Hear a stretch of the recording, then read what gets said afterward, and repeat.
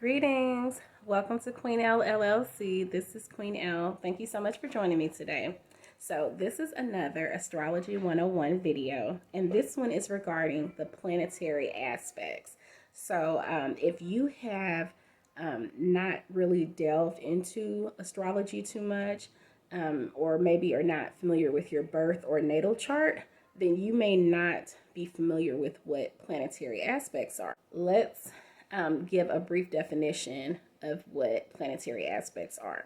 So, if you think about our solar system and you think about how all of the planets are going in their orbits, and if you've seen an image of our solar system, then you know that the orbits kind of go all over the place, right? They're kind of around each other and through each other and all that good stuff. Well, let's envision Earth being the center of our personal solar system, and then all of the orbits of the other planets are going around Earth, and Earth is like the center of our universe, basically, because that's our perspective, right? So if we envision Earth being the center, then if we think about where one planet is at any given moment, then we can take a snapshot of where that planet is and draw a line from Earth to that planet, right? Then we think about where another planet is at the same time, and we draw a line from Earth to that planet. Now, the angle that is created by drawing those lines to those two planets, that angle is what determines what planetary aspect is taking place. So there may be a right angle of 90 degrees. There may be no angle, so there's a 0 degree of separation between the two planets as they relate to Earth. There may be a 60-degree separation, etc. So it's the angle that occurs when we draw lines from Earth to those individual planets, right? It could be 180 degrees. It could be 150 degrees, etc. Now, something to keep in mind is with regard to when we calculate what those aspects are for our own astrological purposes, is that there is a standard deviation. So depending on the type of aspect, that will determine how much of a deviation is allowed.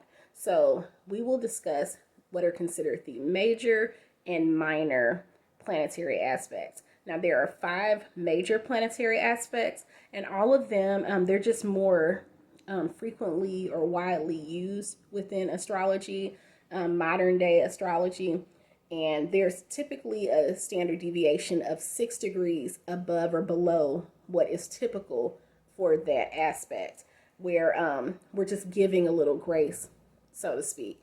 And just like how with the lunar cycles, and with our retrogrades, how we'll say that, there's a shadow period before and after several days. This is similar to that with regard to the planetary aspects, that give or take several degrees above or below the amount of degrees that we typically say for that aspect, we will typically feel some of the energy that's being presented there.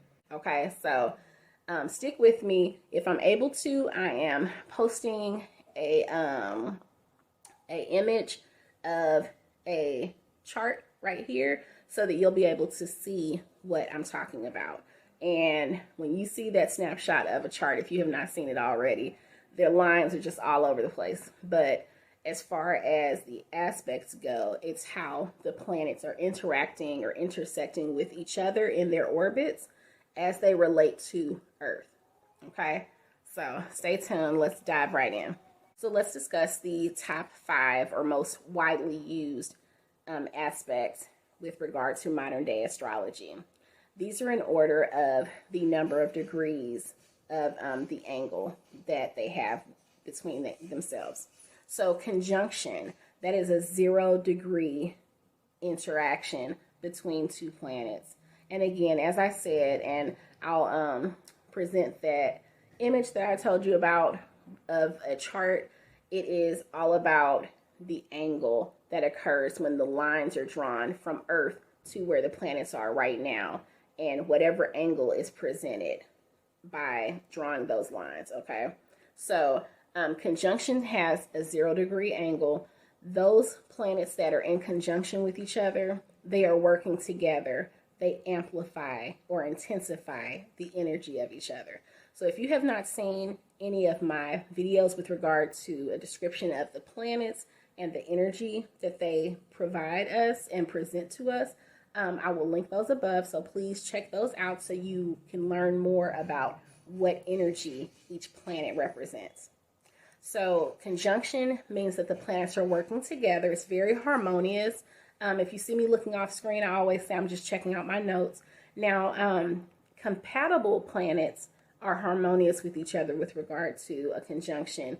There are several planets such as Saturn and Neptune that are considered to be somewhat incompatible with each other, and there will have a great conflict when they're in conjunction with each other, and that's just because they don't typically work together anyway. Next we have sextile. Sextile is a 60-degree angle between those two planets. Now that's a collaboration of ideas and information. Square is 90-degree angle, and that's a conflict and resolution. So it's an opportunity for growth. Obstacles are created, but there's a push for conflict resolution, so self-development may occur. It's all about how you work with that energy. Trine is a 120-degree angle, and that's a smooth flow of energy. It's really, really good luck. Please note with regard to trine that laziness can occur, and that's because the opportunities are so abundant and things flow so easily and freely that one may become lazy or just kind of take for granted the opportunities that are being presented during that time.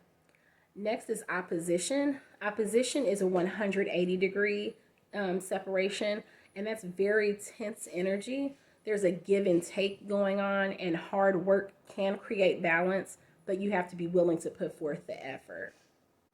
Now let's discuss the minor aspects. So again, the top 5 aspects that I just mentioned, those are the ones that are most widely recognized and most widely used in modern day astrology. However, a true astrologer and someone who is all about maximizing all of the different planetary interactions or aspects will also incorporate minor aspects into their astrological studies because there are benefits there as well. Now, one of the minor aspects is semi-sextile. So I mentioned sextile. Semi-sextile is 30 degrees between those two planets. Now, this aspect falls between conjunction and sextile. Connection between two consecutive signs or a connection between two planets that don't work well together, since consecutive signs are always different elements and qualities. So let's look at an example. 2 consecutive signs. Right now we just entered Pisces season. Yay, Pisces. That's my sign. My sun sign, rather. So a consecutive sign of Pisces would be Aries, which falls right after Pisces. Now, this means that if there are the planets that rule Pisces and Aries, if they are semi-sextile each other, so there's that 30-degree angle between them, then those two signs, since they are not of the same element, Pisces is a water sign, Aries is a fire sign, they may not typically work well together, but it just is an opportunity. So there's a connection because of them being semi-sextile, but it can be a constructive connection. Again, it's all about how you work with the energy. Now, semi-square is a 45-degree separation. This is between semi-sextile and sextile. Semi-square occurs in either 2 adjacent signs or houses, or in 2 signs or houses with another one between them. And that's because, again, this 45-degree of separation, it is very close proximity to the other planet, but not as close as the semi-sextile that I just spoke of.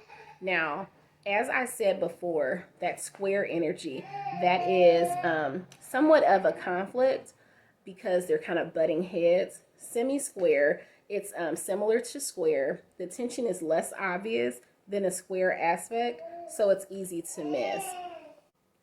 Quintile is 72 degrees, which means it's between sextile and square. And biquintile is 144 degrees. It's between trine and opposition. Now, I'm mentioning them both together because they both present the same opportunity and the same energy. Both of them are favorable. Both of them have a greater emphasis on artistic talents. Now, just to be clear, I will be discussing as we see planets having these sort of interactions with each other. The main planets that I like to talk about and do spiritual messages regarding are Mercury, Jupiter, and Venus. Just because with those having such quick movement with regard to their orbits being so fast because they're closer to the sun, there's just a lot of things going on with them, and much more often than the other signs. So you'll see that I discuss those most often. So whenever they have some sort of interaction, one of these aspects between them and another planet, I will do a video here to discuss that as well. Okay. So like I said, quintile by quintile, there's a focus on artistic talents, and it is favorable energy. Next, we have sesquisquare. Sesquisquare is 135 degrees, and that is between trine and opposition. Now, this is similar to square and semi-square, which I just discussed. There is tension there, and it's a challenge to overcome and to learn from. So it's an opportunity there, right? Now, it's easy to suppress because it's not as strong as the square energy. It's somewhat easy to ignore if you want to turn a blind eye to that opportunity to resolve conflict, or if you typically avoid conflict. And also it provides a sense of short-lived relief if you do work with it. But there's always room to grow, okay? Next, we have quincunx.